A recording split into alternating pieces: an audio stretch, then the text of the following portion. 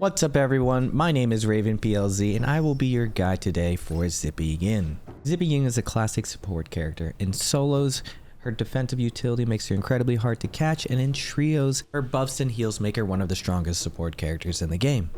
The ability Aromatherapy provides a heal, buff, and mobility with a 22-second cooldown.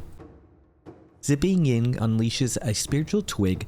The ally who touches them first instantly restores some health and armor, then constantly restores and gains 30% damage reduction for 5 seconds.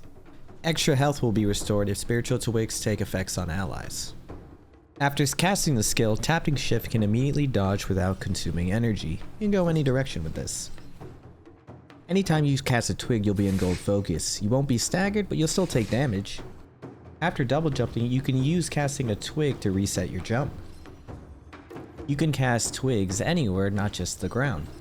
Zippy Yin's second ability, Aromatherapy Embrace, provides a heal, buff, and mobility with a 25-second cooldown. Zippy Yin unleashes a spiritual twig, and the ally who touches them will instantly restore some health and armor. Then you will gain a buff called Inspiration that will proc Inspirational Shield on damage. It will last 8 seconds, or until you take enough damage. Focus attack will go to the shield and stagger you, but this makes parry baiting a lot easier. Inspirational Shield cannot be interrupted by non-focus attacks. Because of this, in solos, the duration of Inspiration and Inspiration Shield is shortened versus trios. It's incredibly hard to catch zipping. Zippy Yin's third ability and last, Aromatherapy Protection, only provides a buff for mobility with a 25-second cooldown. The third ability is going to provide the inspiration buff to everyone on the team, including Zippy Yin. Inspiration will be procced once your teammate takes damage. Her third ability does not provide a twig or heal, but it still provides that gold focus and that energyless movement in any direction. Now that we've finished Zippy Yin's abilities, let's move on to Zippy Yin's ultimate, Saving Grace. Zippy Yin's first variation ultimate provides Sedate Soul at full rage, or you can cast it at 70% rage to increase the recovery effect by 20% of all of your allies. It constantly consumes rage, and when it exceeds health, it will also heal armor.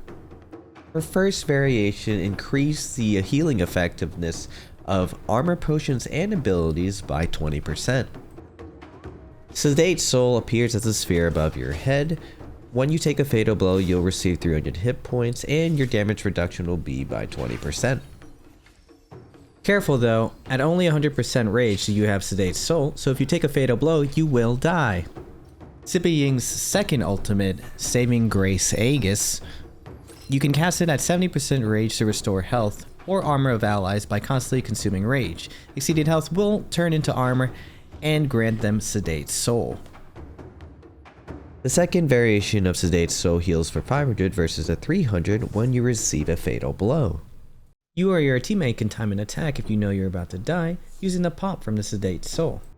The second variation provides Sedate Soul, so you can use it early when you see your teammate about to take a lot of damage. If they're fine, you can instantly cancel it, maintaining a ton of rage, and at 70% rage, you'll be able to cast this ultimate a second time.